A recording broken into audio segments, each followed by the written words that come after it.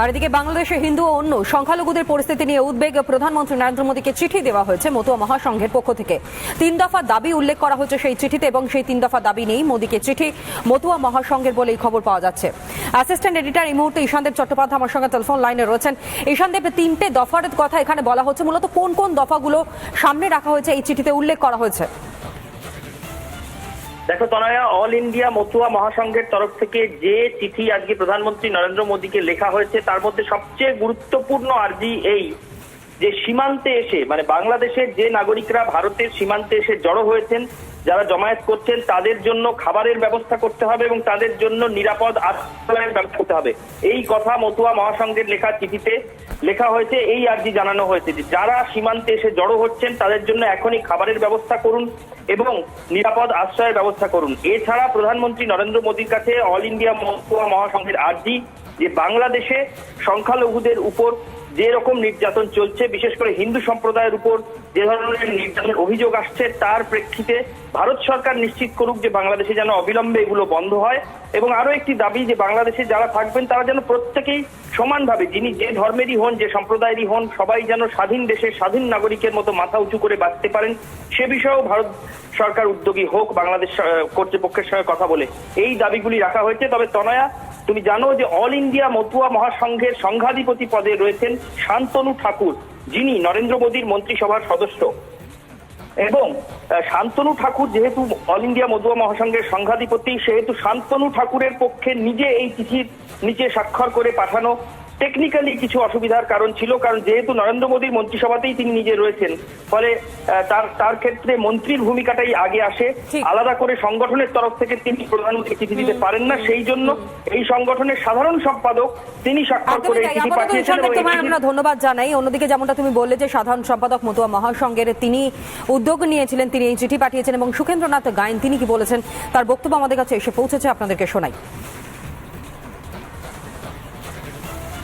বাংলাদেশে যারা সংখ্যালঘু হিন্দু তাদের উপর লাগাতার একটা অত্যাচার চলে আসছে এখন অবধি। হিন্দু মন্দিরের মূর্তিগুলোকে ভেঙে দেওয়া হচ্ছে, হিন্দু মন্দির জ্বালিয়ে দেওয়া হচ্ছে, বাড়িঘর জ্বালিয়ে দেওয়া হচ্ছে, এমনকি হিন্দু মেয়েদের উপর পাশবিক অত্যাচার করে রেপ করে তাকেও হত্যা করে দেওয়া হচ্ছে।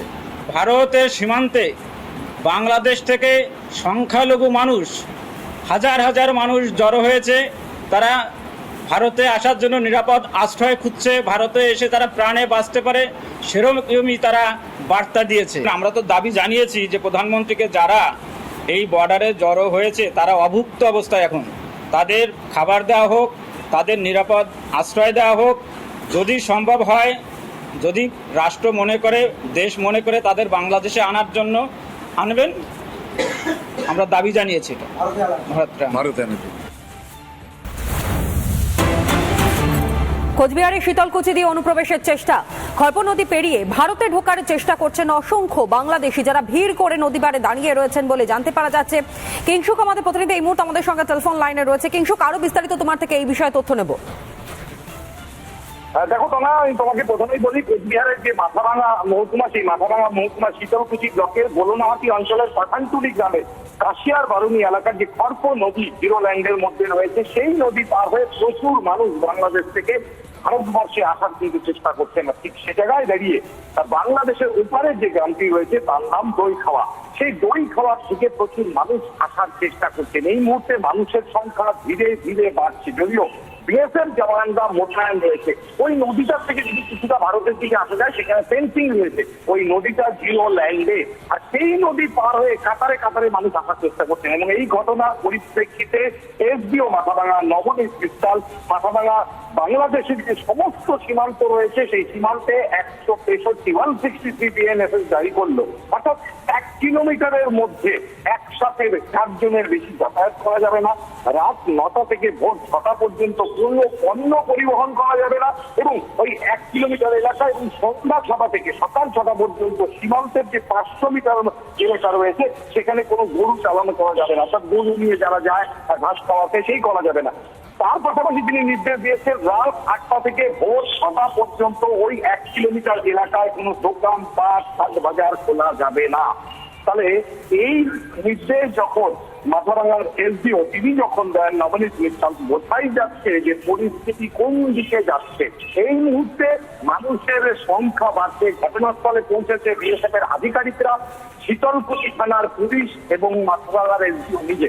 এই জায়গায় দাঁড়িয়ে যে ছবিটা স্থানীয় যারা মানুষ রয়েছেন তারা যা বলছেন, তারা কিন্তু বলছেন মানুষের সংখ্যা ধীরে ধীরে বাড়ছে। যদিও ওই নদীটি জিরো ল্যান্ডের কর্ক নদী, কিন্তু তার ওপাশে রয়েছে বাংলাদেশের বেশ, কিন্তু যেমনটা তুমি আমাদেরকে বলছিলে কিংশুক, আরো একবার যদি একটু দর্শক বন্ধুদের সুবিধার্থে তুলে ধরো যে সীমান্তবর্তী এলাকাতে যে ভিড়টা আমরা দেখতে পাচ্ছি নদী পাড়ে, এত অসংখ্য মানুষ, শয়ে শয়ে মানুষও তারা দাঁড়িয়ে রয়েছেন, কিন্তু বেশ কিছু নিয়ম এই মুহূর্তে জারি করা হয়েছে। সুতরাং ঠিক কোন কোন নিয়মগুলো এই মুহূর্তে সীমান্তবর্তী এলাকায় জারি করা হয়েছে?